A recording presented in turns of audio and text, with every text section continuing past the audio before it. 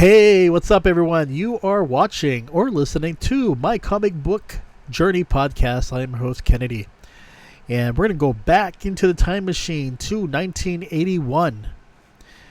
1981 is when Gilbert and Jaime Hernandez, brothers, along with other brother Mario, who worked on a few issues, came to work on this new comic book series, independent, titled Love and Rockets. Love and Rockets was so popular that my gosh, I think there was a band name after the comic book, and also there's just so much love and support for the comic book series that by the time people found out 10 years have passed, or collecting those back issues was a problem, very hard. And now when you try to look for them today on eBay, they're so expensive. But there have been various volumes, and there is a new volume out right now. And I believe as of April 2024, a new issue was released. So this has been going on for a long time, since 1982 or 1981, 1982, and now here we are in 2024. So 40 years have passed, over 40 years. So let's go ahead and I'll talk about this specific issue right here. So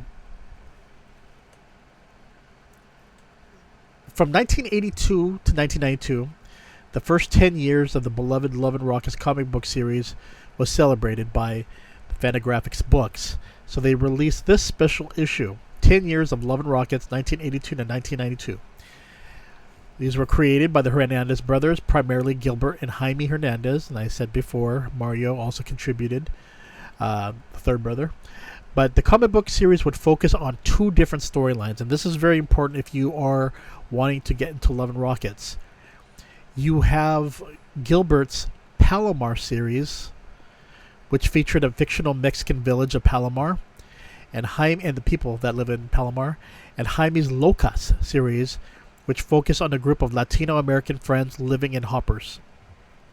Okay, so Volume 1 had a total of 50 issues, and that lasted from 1982 to 1996.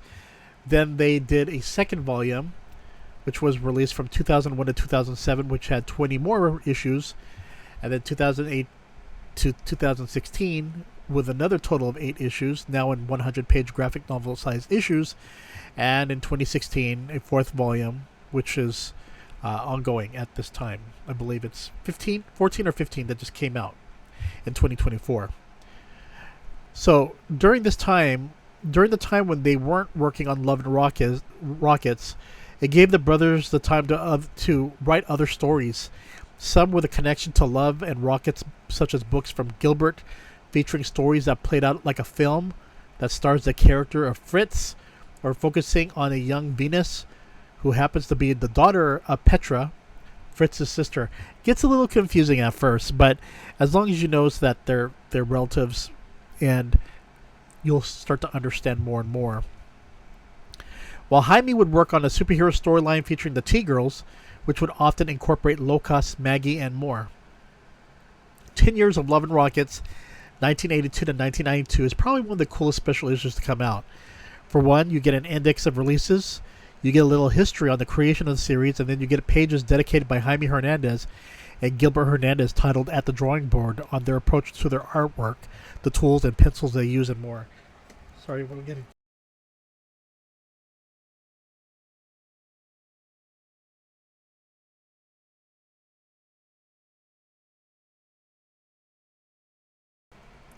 Hold on here.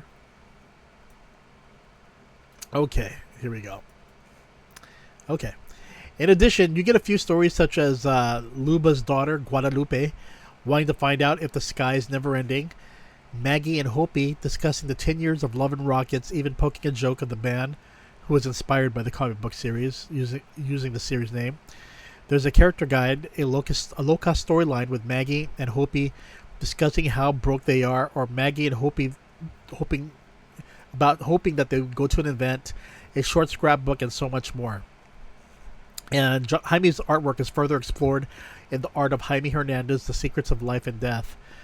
The fact that this issue gave wonderful insight to the art of both Gilbert and Jaime at the time was fantastic, and they really go into detail on their approach to their art. So what I'm going to talk about right now is you have the story. Let's say Maggie or Hopi right here. So it's Maggie and Hope. So when the comics first came out, it was like punk rock. These ladies like really punk rock. They were Latino from Southern California, but they were into that scene, and the two were often seen as you know, lesbian lovers. But the interesting thing is that if you follow this series as the years progress, and as these characters grow with you. So now that's 40 years.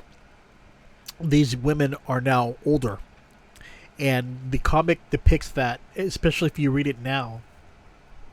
So in a way, it's fascinating and also sad because it covers almost like the real life of any friendship. Some friendships last forever, and some friendships, you tend to lose contact over time. And what's interesting is, even though Maggie and Hopi are still friends, they find their own significant others, and then they have children. It's just, things change, times have changed, and as you progress in reading Jaime's side of things, it's really interesting because you're just like, wow, I remember when they were like so punk rock, and everything was just about young friends just who grew up from hoppers and just hanging out. Now they're adults and having midlife crisis and stuff like that. So it's really fascinating, especially if you read issues from then and issues now. Again, you can find these on trade paperbacks. Don't even bother trying to collect all the issues on comic, because they're just really hard to find. If you can find them cheap, all power to you. So the first one here, you get the Palomar series. This one, Gilbert's artwork and storylines, they're actually very good. But the thing is that you really have to read the issues to see the relationships, and why does this person behave this way, and why does this person behave this way. It's an interesting dynamic, and you can actually find storylines of the Palomar series and all the Hopper series on Amazon. So that's one thing that is worth checking out. But yeah, for this issue right here, 10 Years of Love and Rockets, it takes me back, because this was no doubt popular. I found out about it late. I think I was reading a magazine about Love and Rockets, and I'm like, what the hell is this? I've never heard of this. What's Fantagraphics books? Because, of course, most comic stores would only order usually Marvel or DC, and then, you really have to really look on certain magazine shops, or when they had magazine shops at the time, that had comics, and they had their comic book boxes, and go back and find things from the past to see if they have anything from Fantagraphic books. So that's one of the things that I just remember, is just how hard they were to find. You would read about how popular these comic books were, but this is before internet. This is, a lot of people thrived on comic book shops. I found out about it online and discovered it after once I was older. I discovered it, and that goes through looking on eBay and trying to scour stuff and what you can. And I think those trade paperbacks really helped a lot, because you really get to learn about the characters, and they're really thick too, those trade paperbacks, like very heavy. So definitely, if you find it for a great price, definitely buy it if you can. Love and Rockets. So again, this is just a culmination of 1982, 1992, paying respect to this wonderful series. And again, you can definitely further explore Love and Rockets to this very day. Granted, they're much older now, but you can definitely enjoy it through the latest volumes. But again, looking for the classic Love and Rockets past issues, go for the trade paperbacks. Look on it on Amazon and eBay, and you should be fine. Okay. That's about it, everyone. You all take care, and I'll see you later. Wink, wink, and zombie style, everyone. Bye-bye.